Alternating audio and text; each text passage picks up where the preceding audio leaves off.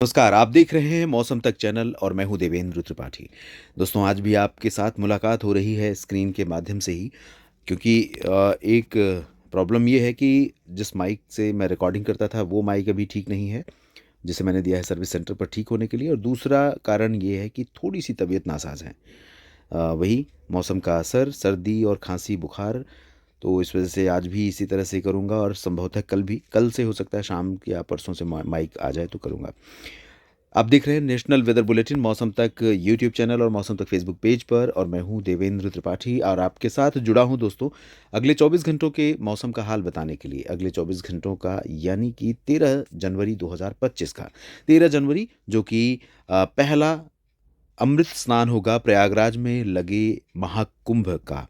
तो ये बहुत विशेष दिन यहाँ के लिए है।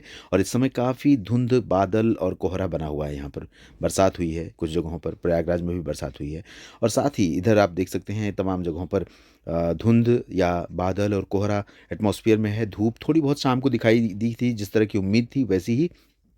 और पहाड़ों से जो डब्ल्यूडी था वो आगे की तरफ मूव कर रहा है। तो मॉइस्चर भारत के जो उत्तरी क्षेत्र हैं यहाँ से आगे की तरफ बढ़ता जा रहा है। लेकिन ये जो चेंज है, इसका मतलब ये नहीं है कि भारत से बारिश आगे निकल जा रही है तो अब मौसम साफ हो जाएगा। आपको बता दूं कि कई तरह से उत्तर भारत के मैदानी और पहाड़ी क्षेत्रों में मार पड़ने वाली है, क्योंकि अगला जो पश्चिमी विक्षोभ है वो 14 को उत्तर भारत के पर्वतीय क्षेत्रों पर आ रहा है। यानी एक नया डब्ल्यूडी सर्कुलेशन पहले से ही राजस्थान के भागों पर बना हुआ है और काफ़ी अच्छे खासे बादल फिर से मैदानी भागों की तरफ आते हुए नज़र आ रहे हैं, जिनका असर हमें मैदानों से लेकर पहाड़ों तक दिखाई पड़ेगा। और बरसात फिर से पहाड़ों पर होगी और पूर्वोत्तर भारत की तरफ जो बादल पहुंच रहे हैं उनका असर होगा। कल बिहार के ऊपर भी बादल पहुंचेंगे, यहाँ पर भी मौसम में कुछ परिवर्तन दिखाई पड़ेगा।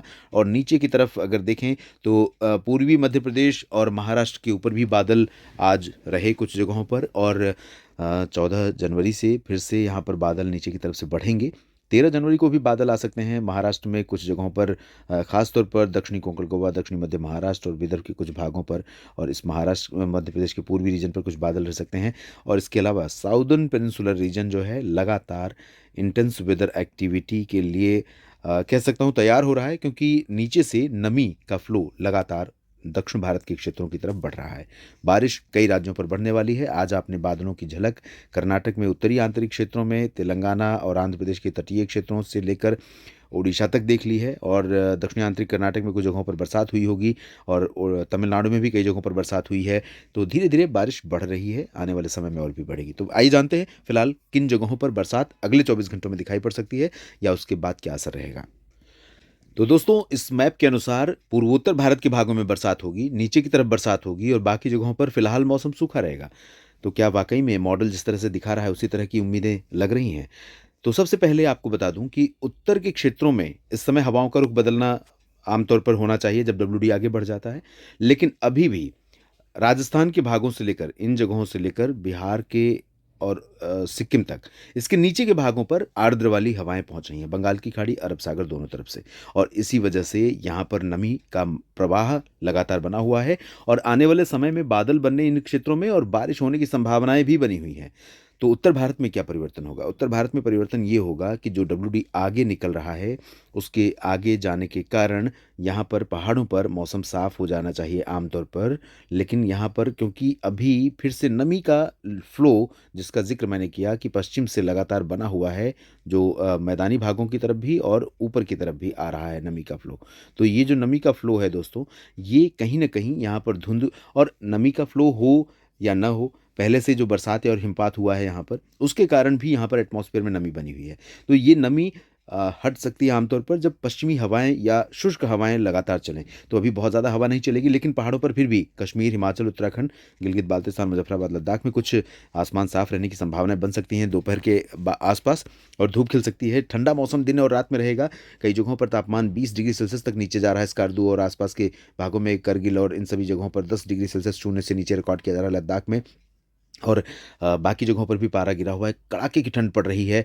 और अब हवाएं थोड़ी सी उत्तर की चलेंगी पंजाब के कुछ भागों पर, राजस्थान के कुछ ज़िलों में और हरियाणा, दिल्ली और पश्चिमी उत्तर प्रदेश के कुछ एक भागों पर। यहाँ पर हो सकता है कि बरेली, शाहजहांपुर, आगरा तक भी पारा गिरे ठंडी हवाओं के चलने के कारण। और इससे पहले यहाँ पर तापमान गिरे और आसमान साफ हो, मौसम शुष्क हो, उससे पहले यहाँ पर धुंध और कोहरा काफ़ी ज़्यादा घना हो सकता है कई जगहों पर उत्तर भारत के मैदानी भागों में।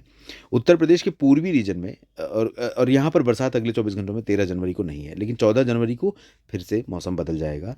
राजस्थान में भी, पंजाब, हरियाणा, दिल्ली, उत्तर प्रदेश में भी। तो यहाँ पर अभी राजस्थान के बाकी जगहों पर जो दक्षिणी क्षेत्र हैं दोस्तों, इन जगहों पर क्योंकि नमी वाली हवाएं पहुंच रही हैं, तो नमी वाली हवाएं जिन जगहों पर पहुंच रही हैं वहाँ पर अलग तरह से धुंधला रहेगा, ऊपर की तरफ अलग तरह से। लेकिन यहाँ पर ठंडा मौसम कम रहेगा ऊपर की तुलना में। ऊपर में ठंडी हवाएं तापमान को नीचे ले जाएंगी, मौसम को ठंडा करेंगी।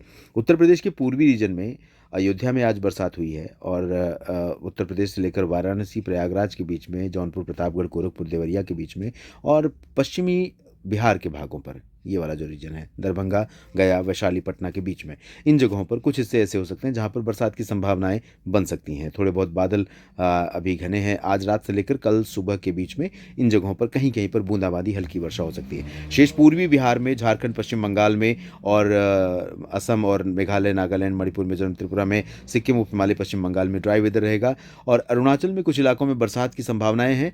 सिक्किम और उप हिमालय, पश्चिम बंगाल पर भी कुछ बूंदाबांदी हो सकती है क्योंकि नमी का प्रवाह यहाँ पर WD के माध्यम से लगातार बन रहा है। जो WD आगे बढ़ा हुआ है वो आएगी नमी यहाँ पर, और नमी जब पहुँचेगी तो जाहिर सी बात है यहाँ से आगे उसको जाने में दिक्कत होगी, तो ऊपर उठेगी, ऊपर उठेगी, बादल बनेंगे, कुछ संभावनाएं बन सकती हैं।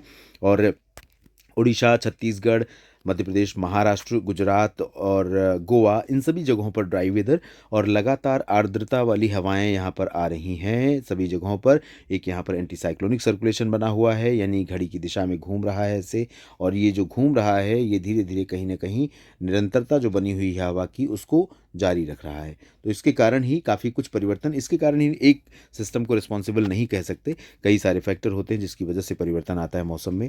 अब गुजरात में फिर से थोड़ी सी गर्मी बढ़ी हुई है दिन में ख़ास तौर पर, और क्योंकि ठंडी हवाएं कम आ रही हैं। और कल थोड़े बहुत बादल, बूंदाबांदी, बादल दिख सकते हैं, बूंदाबांदी तो नहीं होगी गुजरात के पूर्वी रीजन में। परसों से बादल बढ़ेंगे, मध्य प्रदेश पर परसों से बादल बढ़ेंगे। कल ड्राई वेदर रहेगा उज्जैन, इंदौर, देवास, धार, खरगोन, खंडवा, बुरहानपुर, अलीराजपुर से सभी जगहों पर, और इसी तरह छत्तीसगढ़, उड़ीसा और महाराष्ट्र में, विदर्भ, मराठवाड़ा, मध्य महाराष्ट्र सभी जगहों पर ड्राई वेदर रहेगा। लेकिन कुछ बादल आपको रत्नागिरी और सिंधुदुर्ग से लेकर अकोला और इधर बैतूल से लेकर जबलपुर, उमरिया, इन सभी जगहों पर ये जो पैच बनेगा, इस तरह से ये पैच बन सकता है इस तरह का। तो ये कुछ इलाकों पर पैच बनेगा लेकिन बारिश नहीं होगी। तेलंगाना और उत्तरी आंतरिक कर्नाटक में ड्राई वेदर रहेगा, लेकिन तमिलनाडु और केरल तथा दक्षिणी आंतरिक कर्नाटक में कुछ स्थानों पर वर्षा हो सकती है। रायलसीमा तथा तटीय आंध्र प्रदेश के भागों में भी बारिश की संभावनाएं हैं। दक्षिण से आने वाली नमी दक्षिण के राज्यों को बरसात देते हुए मध्य भारत के भागों को प्रभावित करते हुए उत्तर भारत की तरफ बढ़ेगी, और 14 को जब WD आएगा तो उसका सहयोग, जो नीचे से नमी आ रही है उसका सहयोग WD को मिलेगा। मैदानी भागों में फिर से मौसम बदलेगा। देश भर के मौसम पूर्वानुमान के इस बुलेटिन में अभी के लिए इतना ही। और एक बार फिर मैं आप सभी से निवेदन करूंगा कि अगर आप लगातार मौसम का पूर्वानुमान पाना चाहते हैं तो मेरे साथ बने रहिए मौसम तक चैनल और न्यूज़ मीडिया मंच यूट्यूब और फेसबुक पेज मौसम तक पर। आप सभी का समय शुभ रहे और जुड़े रहिए। चैनल को सब्सक्राइब कर लीजिए, बेल आइकन पर क्लिक कर लीजिए ताकि हर वीडियो का अपडेट आप तक पहुंचता रहे। धन्यवाद।